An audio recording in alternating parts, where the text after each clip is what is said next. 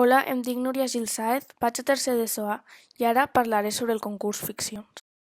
Aquesta va ser una activitat voluntària que ens va proposar la nostra professora de català i que podíem realitzar en grups de 3, en parelles o individualment, com ja hem explicat anteriorment.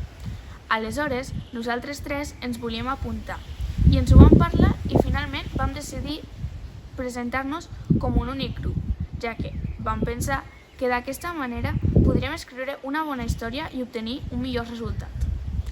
Tot i això, no esperàvem ser finalistes, ja que si teníem en compte que aquest concurs era a nivell de Catalunya, València, Illes Balears i hi podien participar alumnes des de tercer d'ESO fins a segon de batxillerat, les possibilitats eren molt baixes.